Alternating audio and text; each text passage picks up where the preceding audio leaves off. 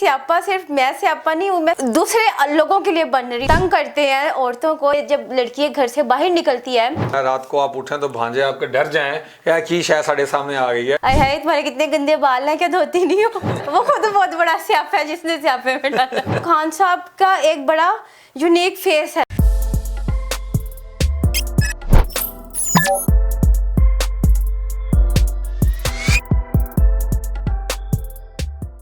अस्सलाम वालेकुम नाज़रीन, मैं खलील चौधरी और आप देख रहे हैं मेरा ऑफिशियल चैनल। नाज़रीन, जैसा कि आपको मालूम है कि गाए बगाए हम मुख्तलिफ शख्सियात से मिलते हैं, उनके इंटरव्यूज़ करते हैं, उनसे पूछते हैं कि वो अपनी ज़िंदगी में क्या कारनामे सर अंजाम दे रही हैं। जिस तरह कि पिछले दिनों में जनूबी पंजाब का विजिट पे था, अभी सेंट्रल पंजाब में हूँ और मेरे साथ एक इंतहाई खूबसूरत शख्सियत मौजूद हैं जिनका नाम है स्यापा असलम। अस्सलाम वालेकुम। वालेकुम सलाम। क्या हाल है? मैं ठीक हूँ। ये स्यापा कब से बन गया? स्यापा बनने की तैयारी में है अभी, और ये स्यापा सिर्फ मैं स्यापा नहीं हूँ, मैं दूसरे लोगों के लिए बन रही हूँ जो तंग करते हैं औरतों को। ये स्यापा एक सोच है। अभी स्यापा अभी आने वाला है उन आदमियों के लिए जो कि जब लड़की घर से बाहर निकलती है तो फिर जो उसकी राह में जो जो रुकावटें आती हैं, जो आप लड़की को एक अच्छे काम के लिए जा रही होती है, जो आप तंग करते हैं, ये स्यापा उनके लिए, उनकी जिंदगी में स्यापा आने वाला है। अच्छा, उनकी जिंदगी में स्यापा आने वाला है। तो ये बाल जो आपके बिखरे हुए हैं, स्यापा जैसा आपने किया हुआ है, रात को आप उठें तो भांजे आपके डर जाएं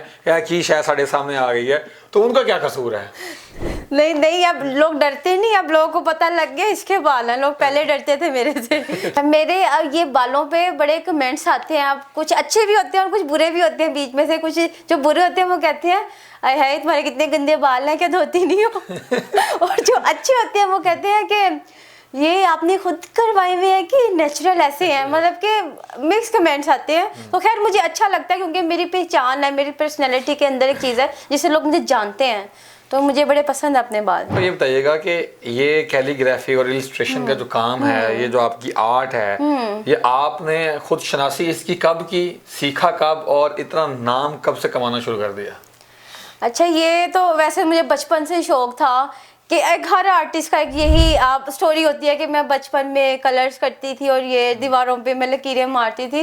तो खैर मेरी स्टोरी थोड़ी सी मुख्तलिफ है कि मैं कैरेक्टर्स बनाती थी, जैसे कि मैं अखबार में शक्लें बिगाड़ती थी लोगों की बचपन से ही।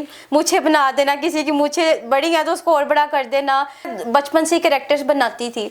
तो फिर जब मैंने ये पढ़ाई पढ़ी, फिर पंजाब यूनिवर्सिटी से मैंने जब ये डिग्री ली, ये ग्राफिक डिज़ाइनिंग की, इलस्ट्रेशन की, तो खैर तब से फिर मैं कार्टून्स बनाना शुरू हो। पॉलिटिशियंस हैं, फिर ये जो पर्सनैलिटीज होती हैं, सब के मैं बनाती रहती हूँ कार्टून्स। तो मैंने पहला कार्टून इमरान खान का ही बनाया था। पहला कार्टून आपने इमरान खान का बनाया था? हाँ। अच्छा, इस पर बाद में बात करेंगे। ये बताएं कि सबसे मुश्किल कार्टून या पिक्चर या कैलीग्राफी करना, इलस्ट्रेशन करना किसका मुश्किल हुआ सबसे ज्यादा? किसने तंग किया आपको या किसने आपको स्यापे में डाला? स्यापे में वो खुद बहुत बड़ा स्यापा है जिसने स्यापे में डाला। अच्छा, मुझे दो लोगों ने स्यापे में डाला है। एक तो उसमें से है बड़ी एक हसीन खातून है, बड़ा पैसा लगा चुकी है अपने ऊपर। अच्छा, मिस प्लास्टिक सर्जरी तो नहीं कह रही? हाँ, वो मिस सर्जरी। तो वो उन्होंने बड़ा मुझे स्यापे में डाला था। मतलब कि मेरे कोई 2 हफ्ते लग गए थे, उनकी शक्ल नहीं निकल रही थी मेरे से। अच्छा। मैं क्योंकि एक अच्छा कार्टून वो होता है जब आप जैसे आप देखेंगे ना कोई कार्टून और आप मुझे बता देंगे ये तो वो है, तो मेरा कार्टून ठीक है, मुझे लगेगा हाँ इन्होंने पहचान लिया। तो वो मतलब कि मुझे 2 हफ्ते हो गए, मरियम नवाज नहीं बन रही, क्योंकि मतलब कि जब मैं शुरू करती हूँ कोई भी कैरेक्टर तो मैं उसकी पर्सनैलिटी को जज करती हूँ कि किस तरह का, ये स्टाइल कैसा है, आंखें कैसी हैं, ये कैसा है, ड्रेस कैसे पहन रहा है। तो जब मरियम नवाज को मैंने देखा पिक्चर, तो बड़ी मतलब मैं खप गई थी। ना उसका दुपट्टा लेने का स्टाइल सेम था, ना हेयर स्टाइल सेम था, ना ड्रेसिंग मतलब कि एक तरह की थी। तो बड़ी मुश्किल आई। फिर दूसरी मुझे मुश्किल आई एक वो बिल्लोबाजी में बिलावल पे, ठीक तो जो काम पे टांग जाती हैं, तो वो उन पे बड़ी मुश्किल आई। तो बिलावल का भी यही हिसाब है, बिलावल का भी कोई स्टाइल नहीं है। कभी उनके बाल लंबे होते हैं, कभी थोड़ा सा उनका फेस कम होता है, कभी मोटे होते हैं। तो बिलावल का भी मुझे बड़ी मुश्किल हुई। इन दोनों ने मुझे बड़ा खपाया। तो मौलाना फैजल रहमान साहब ने क्या रख रखा फिर? फजलुर रहमान का आसानी से बन गया था। पसंद तो नहीं है वैसे मुझे, लेकिन सबसे आसानी से उस बंदे का बन गया था कि वो जैसे पगड़ी पहनता है और दाढ़ी है, तो वो उसका काफी जल्दी बन गया था। जब मौलाना फजल रहमान साहब इसलिए तो आसानी से नहीं बन गए क्योंकि उनका जो पेट है वो 1.5 किलोमीटर आगे नजर आ रहा होता है, तो वहीं से आपने आसानी से तो नहीं बना लिया था। नहीं, वो मतलब कि मैं बता रही हूँ ना कि एक स्टाइल होता है पर्सनालिटी का, तो वो बंदा हमेशा एक ही ड्रेसिंग में होता है। तो मतलब कि जो मर्जी उसकी तस्वीर उठा लो वो वैसे ही लगता है, तो उसके मुझे बड़ा इजीली वो मैंने पिक कर लिया था उसका सारा कुछ, तो वो बन गया था। मरियम औरंगजेब साहिबा जो है, हाँ। वो भी मरियम नवाज शरीफ को बड़ा कॉपी करती हैं, तो उनको बनाने में उतनी ही मुश्किल हुई थी या नहीं? अभी मैंने मरियम औरंगजेब का बनाया नहीं है, मैं बना रही हूँ, लेकिन नहीं अभी तक लिफ्ट नहीं कराई, लेकिन अब मैं आने वाले जो मेरे कैरिकेचर ना उसमें वो है, मरियम औरंगजेब है। अच्छा, तो ये फिर मरियम नवाज शरीफ साहब हैं? हाँ जी, ये मरियम नवाज है और तो ये इमरान खान साहब तो जहाँ मर्जी पहचाने जाते हैं। तो खान साहब को बनाने में आपको टाइम नहीं लगा था? खान साहब को, हाँ असल में खान साहब को बनाने में टाइम नहीं लगा, क्योंकि खान साहब का एक बड़ा यूनिक फेस है, मतलब कि उनका फेस कट एक बड़ा यूनिक है। तो वो जब भी कोई भी बनाएगा ना तो वो खान साहब पहचाने जाते हैं कि हाँ ये खान साहब है, उनका स्टाइल, हेयर स्टाइल की वजह से और फेस कट की वजह से। वैसा फेस कट है नहीं किसी का। अच्छा, अगर ऐसा किसी ने सीखना हो तो उसको कितना अर्सा दरकार है? उसको दरकार ये कोई इसका टाइम नहीं है कोई, क्योंकि अगर हाँ स्यापा होना चाहिए आपके अंदर, ठीक है। और ये होता है जब जैसे मैंने स्टार्ट किया था 2011 में और आज 23 है, तो 12 साल हो गए। हाँ तब से अगर आप प्रैक्टिस में रहेंगे तो आप निखरते जाएंगे। अब आगे आप प्रैक्टिस में रहेंगे, आपका काम अच्छा होता जाएगा। ये चीज है। नाराज नहीं होना आपने? ये आप निखार करते करते अपने बालों का बिखार कर दिया आपने, ये क्या बात है? ये बालों की वजह से ही मतलब कि लोग मुझे जानते हैं, ये बिखार नहीं किया, ये मेरा निखार ही है। लोग मेरी तरफ अट्रैक्ट होते हैं इन बालों की वजह से। आपने कंघी करने नहीं है, शैम्पू करना नहीं है और आपने कहना जी ये मेरा फैशन है, मैं एक बड़ी मुझे अच्छी वो बात है कि मैं एक दफा अपने फ्रेंड से पूछी थी मेरे बाल ठीक है, तो उन्होंने कहा ये खराब कब होते हैं। तो मैं कहती हूँ बड़े अच्छे कमेंट। और ये ऐनक है ना, ये जो कभी तो मेरे हाथ में रहती है ऐनक और अक्सर ये मेरे बालों में लग जाती है, लेकिन ये आंखों में कभी नहीं लगती।